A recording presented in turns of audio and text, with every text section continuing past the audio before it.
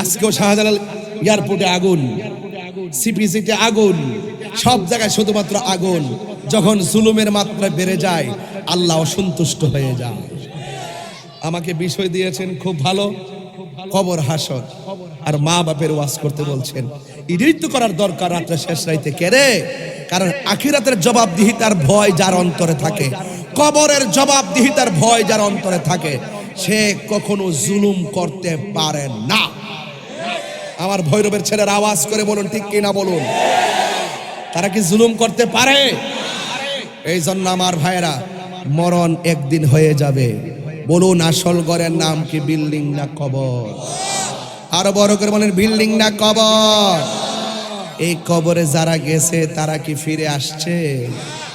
এখন যে আমরা ওয়াজ শুনতেছি মুনাজাতের পরে কি বাসায় চলে যাব না ইনশাল্লাহ? আমাদের ঘর ছেড়ে যারা চিরদিনের জন্য অন্ধকার কবরে চলে গেছে, আমার বাপ কি আর ফিরে আইছে? আপনার দাদা কি ফিরে আইছে? তাইলে বোঝা গেল আমি গেল আর ফিরে আসবো?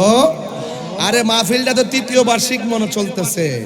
আরে আমি যদি মইরা যাই আমার লাগে ৪র্থ বার্ষিক বন্ধ থাকতো না, আমার জায়গায় আরেকজন এসে ওয়াজ করবে। পৃথিবীর কাহারও জন্য কোনো কিছু থেমে থাকে না। হাত তুলে বলুন আমরা নবীকে চাই কি চাই না?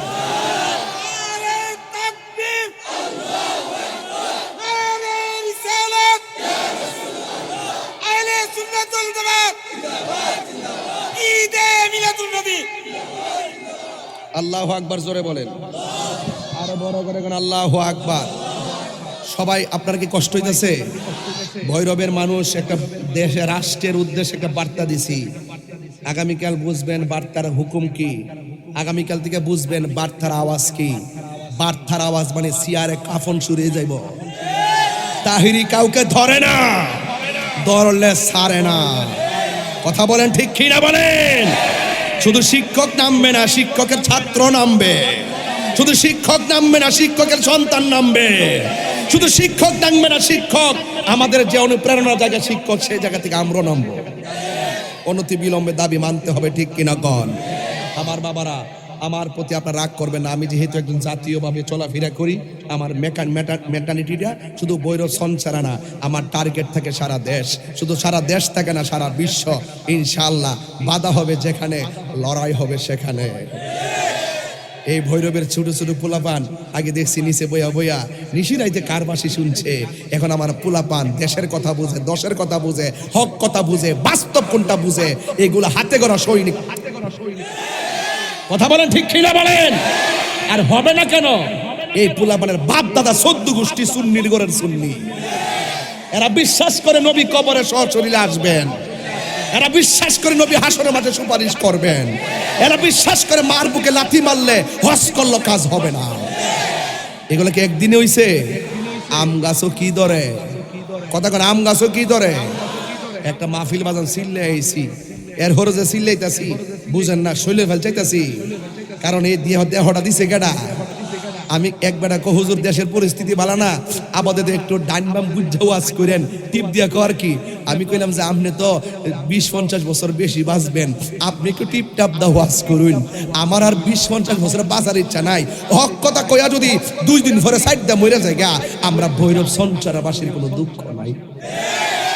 ফুলাভান্ডি করে এই ফুলাভান্ডি কই, কথা কও ঠিক কিনা?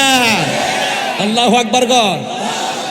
গোমরা যাইতা সিনে বাজার, কারণ কিছু ওষুধ আছে আমার কাছে, নাইলে ওয়াজ করন যাইতা না। আমার মরণের কতদিন বাকি আমি জানিলাম না গো আল্লাহ, মরণের কতদিন বাকি আমার মরণের আমি জানিলাম না গো আল্লাহ, মরণের কত দিন বাকি। আর আজরাইলা শিয়া যখন হস্তে দিবা দরি, আজরাইলা শিয়া যখন হস্তে দিবা দরি, তখন আমার মনা ভাই করবালুকা লুকি আমি জানিলাম না গো আল্লাহ। কত দিন বাকি আমার মরণের, বাকি আমি জানিলাম না গো আল্লাহ মরণের কত দিন বাকি। একটা জবান বন্ধ রাখবেন না, মহব্বতে মায়ার সুরে বলুন সুবহানাল্লাহ। ও বন্ধু রে, আমারে বলছে কবরের ওয়াজ করতাম,